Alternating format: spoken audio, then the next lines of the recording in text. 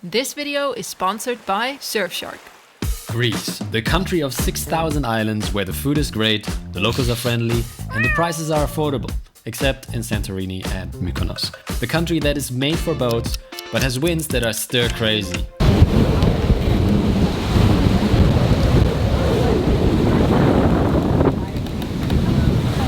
Sometimes. We live in a time where every place looks great on Instagram, and now the real question is, what does it actually feel like to sail Greece? Today we'll be sharing with you whether this should be your next sailing destination or whether you better follow the Alexander von Humboldts that skipped the Med entirely to sail the world. Let's find out. After today's video, you will know if sailing in Greece really is that good.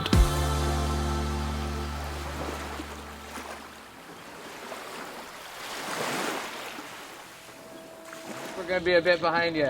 Yeah, no problem. See you there. Okay.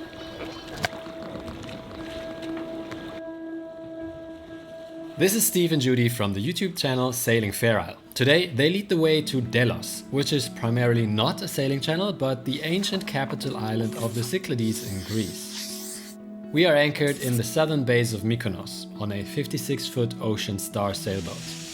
We are sailing Greece for a week with a few other sailing channels. You'll see them when you see them. It's our first morning on anchor and we're a bit slow, but that is what it's about.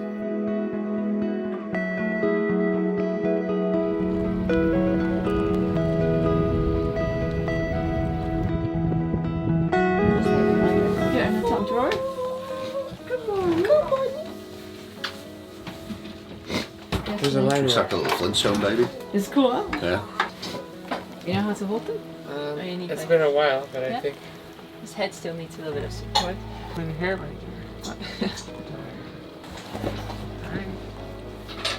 Didn't hear him at all. No, I didn't cry In the tonight. morning or at night, yeah. No. How you doing, buddy? We're going to Delos first, right? Yes. That's the plan, right? It's Delos, yeah, that's the plan. Delos. 7:30 sharp. And it is, what, 8:30? And who's up? Like We a couple are. of us. The overachievers here, Fair Isle. Yeah, they took off quick. Pharaoh's gone, yeah. They did 7:30 sharp anchor up, so. Yeah, they were ready to go. We're going to Delos today, which is the island right over there. And it's having the fog right now, so we're hoping that that's gonna go away.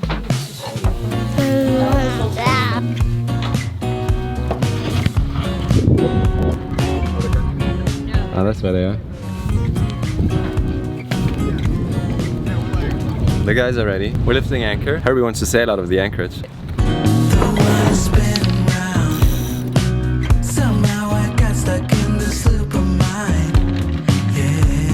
Wait, we're gonna tack again. Tacking again! Hey, hang on! No, it's gonna catch right now. You're gonna do one more tack. This is what you wanted, right? This is gonna be the last tack. Now on this tack, I'm gonna basically gun it and try to get it in. Perfect. And lift. There we go. Good job, Joe. Woohoo! Well done. Thank you. We're sailing at 6 knots right now. Yeah. And it's like, it's completely upright. We're just walking around, it feels like we're just chilling. Yeah. Because we are. In our boat, we're doing 3-4 knots and we're like, let's go. Greece is our second home. We love it, it is where we started boat life and it is part of the EU. So for us, being German and Dutch, flights to Greece are very affordable and we pay with euros. For our new friends who flew over from America, that is a different story. They took a big leap flying over here, but they did it and made an unforgettable experience happen. No matter how the news and real-world events frame it, it is still the best time to be alive and sometimes it's worth remembering that. It takes so many inventions to make this happen. Finding an experience like this, getting here, documenting it and uploading it to the web. It is all possible because humans designed the internet to be free from restrictions. And that is such a smooth segue into this week's sponsor, Surfshark. If you travel a lot like we do and you want to stay connected to the internet that you know from home, it is essential that you use a VPN. And for that, we use Surfshark. A VPN reroutes your internet traffic through a country of your choice and it hides your personal IP address. There are many reasons to use a VPN. And these are our top 3. Prevent price discrimination. Sometimes travel websites show you higher prices because they found out that people in your area are willing to pay more. With Surfshark, we can check prices as if we live somewhere else and find out if there's a better deal available from somewhere else.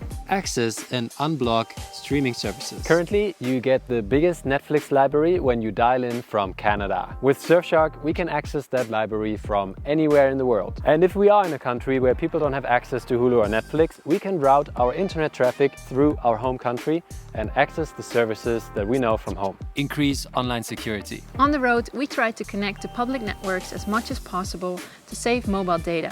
But the Wi-Fi in the restaurant is often not encrypted. With Surfshark, we can connect to these public networks and still make sure that our data is protected. Surfshark works with one account on all your devices. On your phone, you open the app and it's one tap to protect your connection. On your computer, same thing. One click to connect and your IP is hidden from trackers and hackers. We are really happy with Surfshark. The servers are reliable, the app is easy to use, and are we really in the Black Forest or on the boat? You don't know. Because of Surfshark. If you're in the market for a VPN, you can find out why Surfshark is the VPN of our choice by clicking the link down below. And right now you get 83% off and 3 months for free. On top of that, you get a 30-day money-back guarantee if this isn't for you. Thank you Surfshark for sponsoring this week's video, and now back to Greece. Hey, welcome back. Now let's give you guys some context and scale. We just steamed along beam reaching from Mykonos for about 5 nautical miles. That took a bit less than an hour. We're now approaching Delos, where some of the guys want to see some fallen rocks which made up the once bristling capital of trade in ancient Greece.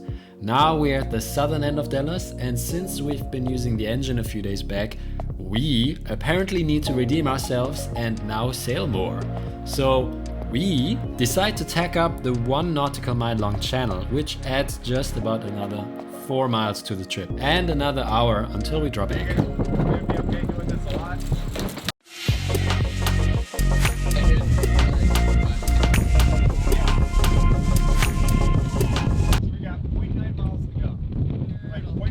One eternity later. This is the last tack, and we're about to drop the anchor.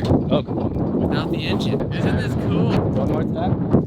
Oh, that's Fair Isle again. Obviously, I'm just joking, and in all seriousness, distances are so short here that you can actually have fun and tack back and forth and still have plenty of time in the day to explore. We will drop anchor before noon and we will actually lift again and leave for yet another anchorage later today. So for our lunch spot and for the Delos thing happening, we just anchored in 20 meters. Apparently there's a bit of a slope, so it could be 5 meters or something, but like we just didn't go that far up. You can't stay overnight. Yeah, it's gonna be barren and lonely, and everybody wants to have a shop because they forgot to buy water. There's not massive amounts left here of whole temples or things like that, but the scale of it, you know, the amount of houses, what's left of the sort of bottom floors of those, and some of these would have been 3 stories high, so you can imagine coming onto this island and looking up here 2,500 years ago, where basically most people have come here on wooden ships from places where they're living in not much more than mud huts, to have this city of marble and granite. It must have been absolutely incredible to see. So deep. You can see the lines, from taking water up. Oh! That startled me for a sec, thanks. And right at the top of the hill there was there's Apollo's temple, so you would have seen it far out to sea. Into here. Just, yeah. And it was 2,500 years. I gotta be honest with you guys, if you want to actually know more history about the place, we're not the channel to watch. Check out Steve and Judy's take on Delos instead. You wanted more sailing on this channel? You get more sailing on this channel. Let's skip the rocks and head to the anchorage for the night. It's right around the corner, just a few miles west. This is too easy. Not fair.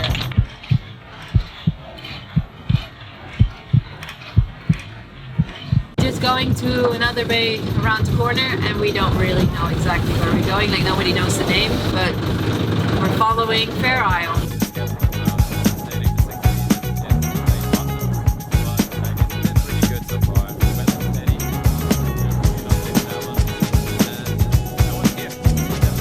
Stop it! All right, that's 7 meters of water. Look at that, it's so clear. Anchors away!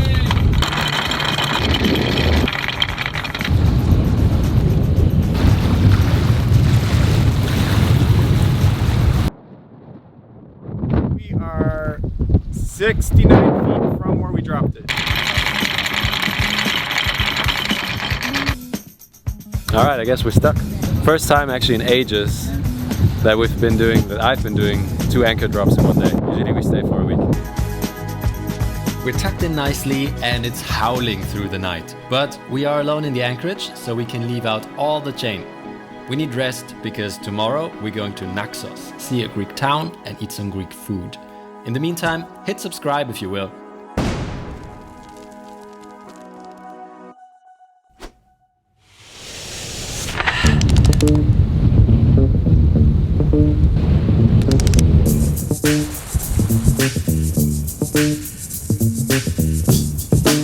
It's been blowing 20 sustained up to 30, 35 all night.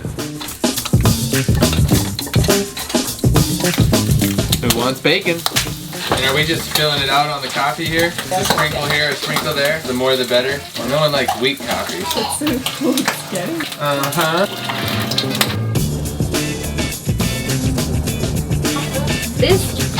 This is day 3 of our huge Greece adventure, and today we are sailing from Delos to Naxos. Naxos is going to be a bit more of a town, a bit more civilization, some really cool scenery, but we're really excited for this crazy sail we're about to have. I'm gonna check what's happening outside. Are you ready for the amazing sail? I'm a little nervous. So we've got, I think it was like 30 to 35 knots out there. So we're going to head out with just the Genoa. And then what he suggested was put about a 1/3 reef size in the main. Yeah. Keep that centre to stabilise the boat from rocking backwards and forwards. Oh, that's a good idea. I've never thought of that. Yeah. But that's the rigging, Doctor. Alright. So now I am a bit scared.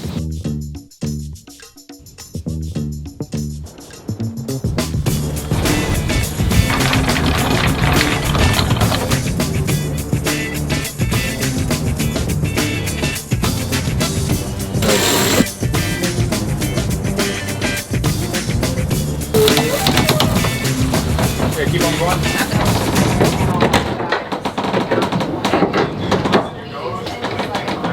So it's actually a pretty rough sail. I didn't expect that because we were just going dead downwind. But because of the island, all the waves that hit the island on the north side get deflected and go around. So we do have swell on the beam and wind from the back. So Herbie put up the main in the middle to stabilize the boat, and the Jenny reefed to just push us forward. But still, yeah, it's actually quite bumpy. So I just took the wheel for about 45 minutes. It was really fun, but very different from our boat. Like, it's really heavy to steer and it reacts a lot slower, but it makes it a stable ride. And we were doing up to 9, almost 10 knots at some point, and I think we're doing about that now too, because we're going so fast. And it's pretty bouncy out there. I think in our boat we would not have had a comfortable ride, and here it's like halfway decent, although we do have to hang on to our stuff. But in the meantime, Levi is like sleeping and chilling out over there. He's out. I'm feeling good. Yeah? We're getting there pretty fast. So We're hitting some good speeds, good huh? waves, good speed. Yeah. Feels so much better going downwind, obviously. Yeah, it does. So it's yeah, it's not too crazy, but we are getting quite a bit of movement. It really is. I did not expect it to be this much. Yeah. So we're hitting crazy speeds, but I feel like that's because we're not entirely on course anymore. I don't know. I'm not steering.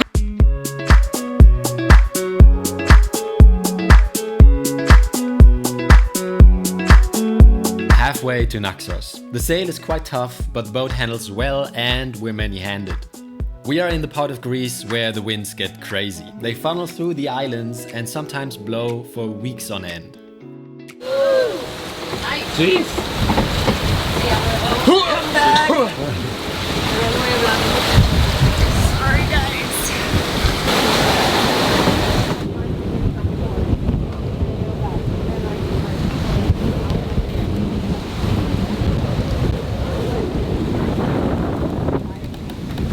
We're happy being on a 56-footer, and again, we're happy about the short distances. It keeps it fun.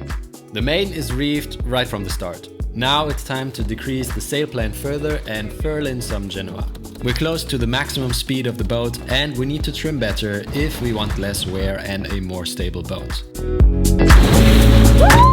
Why did you choose to go beam and not downwind in these conditions? Yeah, when you're dead downwind, the boat rolls uncontrollably. When you're on a broad reach, there's always pressure on the sails to one side, so you'll heel. You'll still roll with these big waves, but you're not just going like crazy. The other thing is, if you're on a broad reach, you actually have faster wind speed than if you're on a dead run. So then your speed made good will be higher. So that's why, like in racing, they'll actually tack upwind and then jibe back downwind.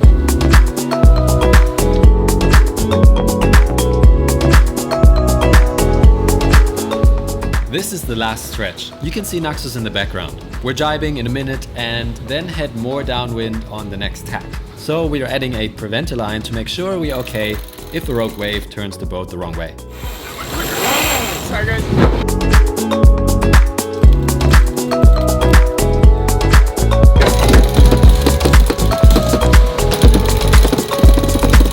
It's time to furl the Genoa even more and Mandy thinks it's fun.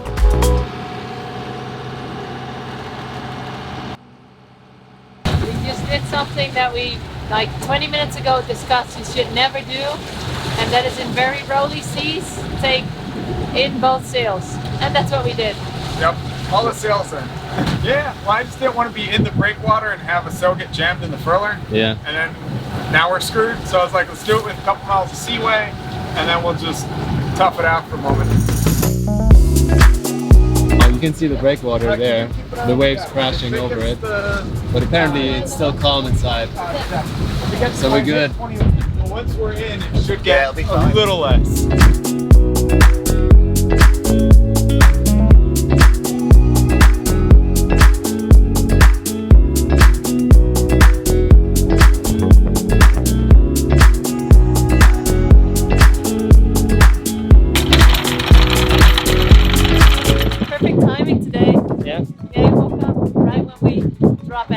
Nice. Not liking the wind much.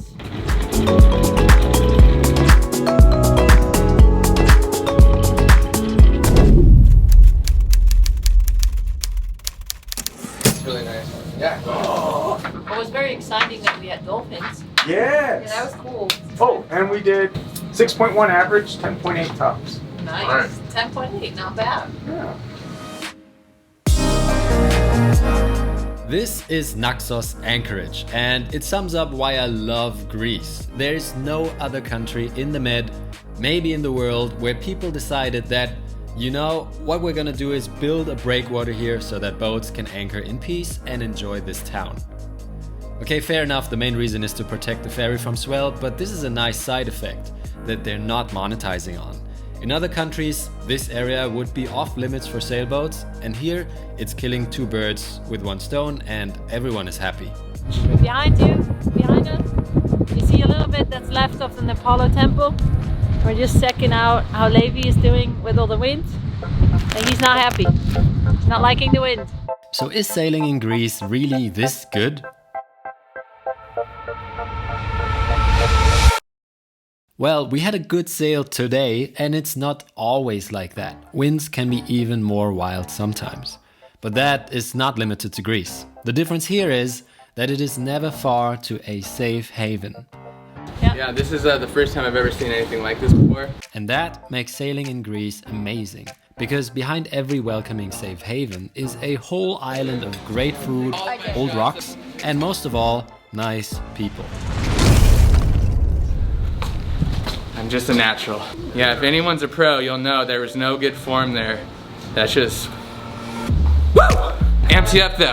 Gotta get it somehow. He's crying. You want more proof? You get more proof! Next time, when we take you to Naxos town and then sail to Paros and Syros. Subscribe so you don't miss out, and don't forget to check out Surfshark. Links in the description.